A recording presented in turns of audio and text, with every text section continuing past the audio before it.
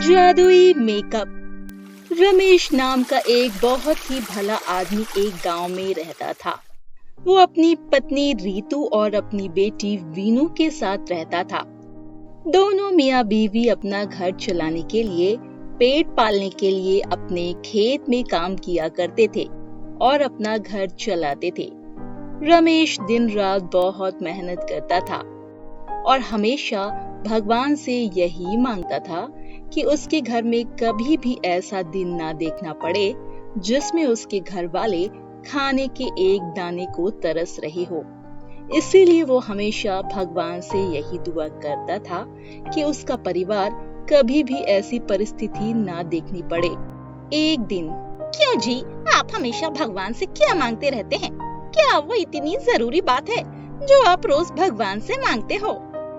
हाँ रीतू, वो बात ही कुछ ऐसी है कि मैं भगवान से रोज यही दुआ करता हूँ, पर वो बात मैं तुम्हें नहीं बता सकता, क्योंकि ऐसा कहते हैं जो दुआ हम मांगते हैं अगर वो किसी को बता दे तो फिर उसके पूरे होने की संभावना कम हो जाती है। जी, मुझे तो इस बारे में कुछ भी नहीं पता। मैंने तो इस बारे में कभी सुना ही नहीं। अगर किसी को अपनी इच्छा के बारे में बता देते हैं तो वो पूरी नहीं होती है, और मैंने तो आपसे पहली बार ये बात सुनी है। नहीं रीतू, सच में ये बात बहुत ही ज्यादा मानी जाती है। किसी को भी अपनी इच्छा जाहिर कर दो, फिर वो इच्छा पूरी नहीं होती है, और ये मैं कभी भी नहीं चाहता हूँ वो इच्छा अधूरी रह जाए। इसीलिए मैं चाहता हूँ तुम मुझसे इस बारे में कभी भी ना पूछो। ठीक है जी, मैं आपसे इस बारे में कभी नहीं पूछूंगी। आप तो ठीक है ना। आप चलो, जंगल में बहुत काम बचा है। अगर हम जल्दी काम पूरा नहीं करेंगे तो फिर आगे के लिए क्या कमाएंगे और क्या खा पाएंगे। इसीलिए जल्दी से खाना खाकर काम पर चलो। भगवान आपकी इच्छा को जरूर पूरी कर देगा, मुझे उन पर यकीन है। बस रीतू, मैं भी भगवान से यही दुआ करता हूँ, भगवान मेरी इच्छा को पूरी कर दे, चाहे किसी भी तरह से पूरी करे, मगर कर दे। अच्छा तो रीतू, अब हम दोनों चलते हैं फिर काम के लिए जंगल में। अगर जल्दी ही अगली फसल नहीं बोई तो हमारे आगे के लिए खाने और बेटी को खिलाने के लिए भी नहीं बचेगा। चलो चलते हैं। ऐसा कहता है और फिर दोनों अपने खेत पर चले जाते हैं। वो दोनों बहुत मेहनत करते हैं और अगली फसल बोने के लिए खेत को तैयार कर देते हैं। दोनों बहुत खुश होते हैं। उन्होंने जल्द ही अपना काम खत्म कर लिया है। अब उन्हें आगे चलकर कोई परेशानी नहीं होगी। दोनों अब खुश होते हैं, खुशी खुशी अपने घर के लिए जाने लगते हैं। दोनों अपने घर जाते हैं।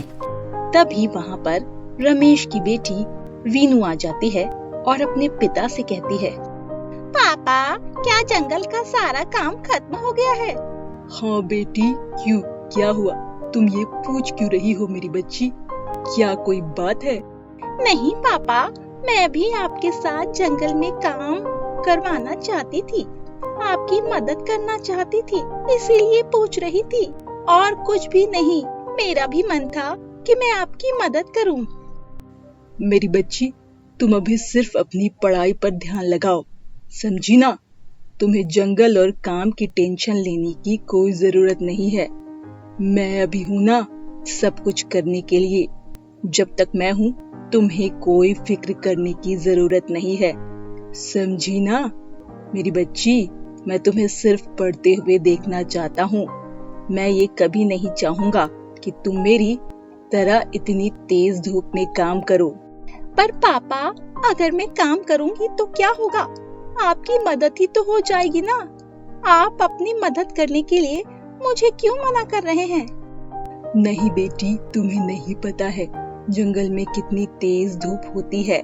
अभी इस गर्मी में तो लू के थपेले भी लग रहे हैं, समझी ना मेरी बच्ची? तुम सिर्फ घर में आराम करो, बस हम दोनों जंगल के काम को देख लेंगे। और फिर वीनू इस बात से उदास होकर रोने लगती है कि तभी वीनू की माँ रमेश से कहती है, क्या जी, आप भी ना बच्ची को मना कर रहे हैं, उसे रुला रहे हैं?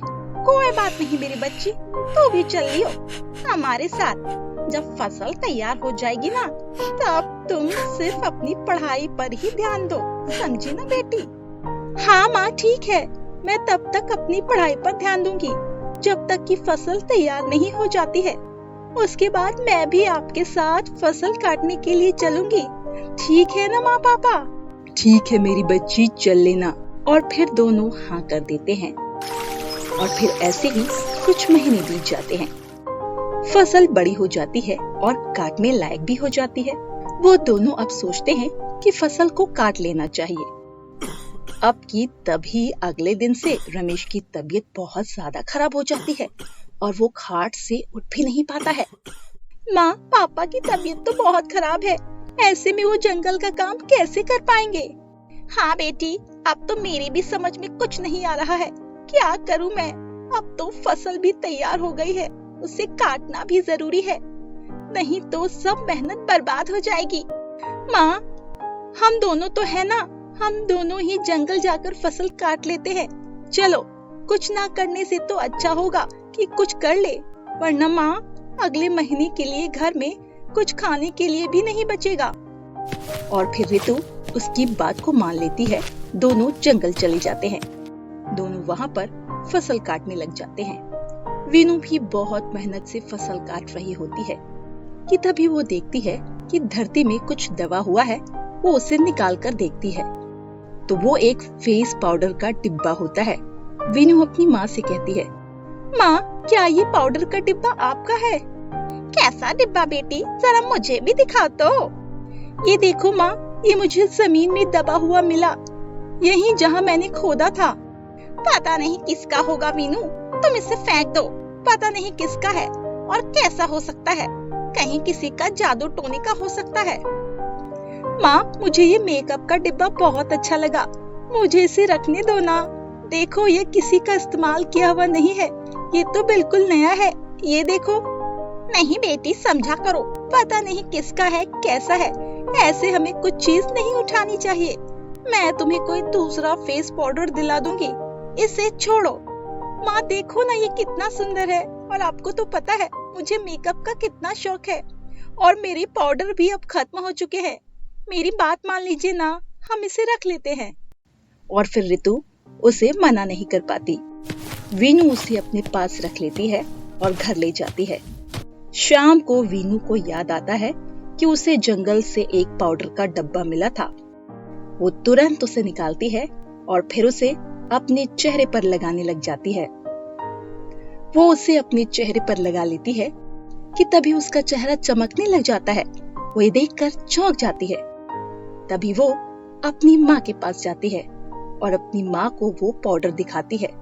वो भी उसे अपने चेहरे पर लगाती है और उसका चेहरा भी चमकने लगता है। तभी वो अपने पति को देखकर बोलती है, काश ये जल्दी से ठीक हो जाते तो कितना अच्छा होता। इतना बोलते ही चेहरे पर लगा पाउडर फिर से चमकता है और उसका पति ठीक हो जाता है। वो दोनों ये देखकर हैरान हो जाते हैं। उन्हें समझ नहीं आता कि ये कैसे हुआ। तभी वीनू फिर से कहती है, काश हमारे पास बहुत सारे पैसे होते। ये कहते ही वहाँ पर बहुत सारे पैसे आ जाते हैं।